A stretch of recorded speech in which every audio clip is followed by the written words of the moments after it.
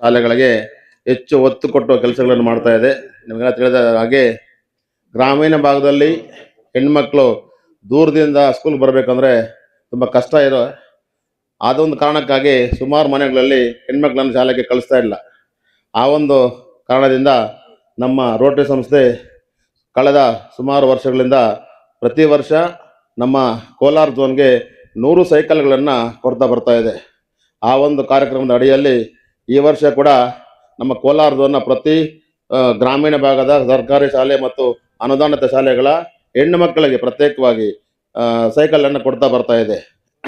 ಅದೇ ರೀತಿ ಈ ಒಂದು ಹೆಬ್ಣಿ ಗ್ರಾಮದ ಈ ಶಾಲೆಗೆ ಮತ್ತು ಇನ್ನು ಸರ್ಕಾರಿ ಶಾಲೆ ಕೂಡ ಕಳೆದ ವರ್ಷ ಕೂಡ ಡೆಸ್ಕ್ಗಳು ಇನ್ನೂ ಹಲವಾರು ರೀತಿಯ ಕಾರ್ಯಕ್ರಮಗಳನ್ನು ಕೊಡ್ತಾ ಬರ್ತಾ ಇದ್ದೀವಿ.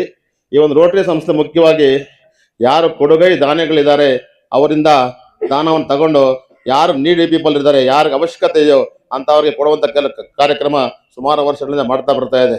ರೋಟರಿ ಸಂಸ್ಥೆಗೆ ಯಾವುದೇ ರೀತಿಯಾದಂಥ ಅನುದಾನಗಳು ಬರೋದಿಲ್ಲ, ಯಾವುದೇ ಗ್ರ್ಯಾಂಟ್ಸ್ ಬರೋದಿಲ್ಲ. ನಾವೇ ನಮ್ಮ ಜೋಬಿನಿಂದ ಹಣ ತೆಗೆದು ಹಾಕಿ ಅದನ್ನು ಒಂದು ಇದರ ಒಂದು ಫಂಡ್ ಥರ ಮಾಡಿ ಅದರ ಮುಖಾಂತರ ಯಾರಿಗೆ ಏನು ಅವಶ್ಯಕತೆ ಇದೆ ಅದನ್ನು ನಮ್ಮ ಗಮನಕ್ಕೆ ಯಾರು ತರ್ತಾರೆ ಅಂಥವ್ರಿಗೆ ನಾವು ಒಂದು ಸಹಾಯ ಕೊಡ್ತಾ ಬರ್ತಾ ಇದ್ದೀವಿ.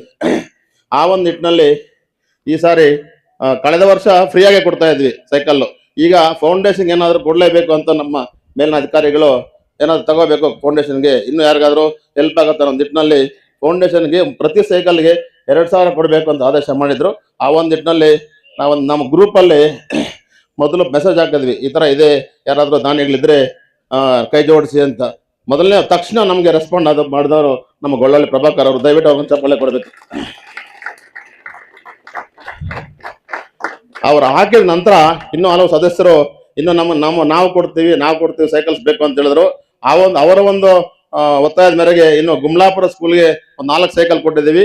ನಮ್ಮೂರಿಗೆ ಬರೀ 1 ಸೈಕಲ್ ತಗೊಂಡಿದ್ದೀವಿ. ಯಾಕೆ ಅಂತ ಹೇಳಿದ್ರೆ ನೋಡಪ್ಪ ಪ್ರೆಸಿಡೆಂಟ್ ಅವ್ರವ್ರಿಗೆ ತಗೊಂಡ್ರು, ಬೇರೆ ಸ್ಕೂಲ್ ಕೊಡ್ಲಿಲ್ಲ ಅನ್ನೋ ಒಂದು ಮಾತು ಬರಬಾರ್ದು ಅನ್ನೋದ್ರಿಂದ ನಮ್ಮ ಸ್ಕೂಲ್ಗೆ ಬರೀ ನಮ್ಮೂರಿಗೆ ಒಂದೇ ಒಂದು ಸೈಕಲ್ ತಗೊಂಡಿದ್ದೀವಿ. ಬಿಕ್ಕಿದ ಎಲ್ಲ ಅವರು ನಮ್ಮ ಗಲಾಟೆ ಮಾಡಿ ತಗೊಂಡ್ರು. ಇಲ್ಲ, ನಮ್ಮ ಭಾಗದ್ದು ಸುಮಾರು ಹಳ್ಳಿಗಳಿಂದ ಹೆಣ್ಮಕ್ಳು ಬರ್ತಾರೆ, ಅವ್ರು ಕೊಡ್ಲೇಬೇಕು, ಈ ಸಾರಿ ಮುಂದಿನ ವರ್ಷಕ್ಕೆ ನೀವಾದ್ರು ಮಾಡ್ಕೊಳ್ಳಿ, ಈ ವರ್ಷ ಕೊಡ್ಲೇಬೇಕು ಅಂತ ಹಠ ಮಾಡಿ ತಗೊಂಡ್ರು. ಅವ್ರಿಗೆ ನನ್ನ ಕಡೆಯಿಂದ ಅಭಿನಂದನೆ ಸಲ್ಲಿಸ್ತೀನಿ. ಇನ್ನ ಈ ದಿನದ ಕಾರ್ಯಕ್ರಮದ ಬಗ್ಗೆ ಹೇಳೋದಾದ್ರೆ ಇಷ್ಟು ಮಾತ್ರ. ಇನ್ನು ರೋಟರಿ ಸಂಸ್ಥೆ ಬಗ್ಗೆ ಹೇಳೋದಾದ್ರೆ ಹಲವಾರು ಕಾರ್ಯಕ್ರಮ ಮಾಡ್ತಾ ಬರ್ತಾ ಇದೀವಿ. ಈಗ ನೆಕ್ಸ್ಟ್ ಇಯರ್ ನಾನಿರೋದಿಲ್ಲ, ಬೇರೆ ಅಧ್ಯಕ್ಷ ಬರ್ತಾರೆ, ಆ ಮುಂದಿನ ವರ್ಷ ಇನ್ನೊಬ್ಬರು ಅಧ್ಯಕ್ಷ ಬರ್ತಾರೆ. ಯಾರೇ ಬಂದರೂ ಕೂಡ ನಮ್ಮ ಉದ್ದೇಶ ಇಷ್ಟೇ, ನಮ್ಮ ಗ್ರಾಮಾಂತರ ಪ್ರದೇಶದಲ್ಲಿ ಪರಿಸರ ಮತ್ತು ತಾಯಿ ಮತ್ತು ಮಕ್ಕಳ ಆರೋಗ್ಯ ಮತ್ತು ಹೆಚ್ಚು ಒತ್ತು ಕೊಡ್ತಕ್ಕಂಥದ್ದು ಶಿಕ್ಷಣಕ್ಕೆ. ಯಾರೇ ಬಂದು ನಮ್ಮ ರೋಟರಿ ಸಂಸ್ಥೆ ಕದ ತಟ್ಟಿದ್ರೆ ನಾವು ಸಹಾಯ ಮಾಡೋದಕ್ಕೆ ನಾವು ತುದಿಗಾಲಲ್ಲಿ ನಿರ್ತೀವಿ. ನಮ್ ಗಮನಕ್ಕೆ ತರಬೇಕಷ್ಟೇ. ನಾವು ಪ್ರಯತ್ನ ಪಡ್ತೀವಿ.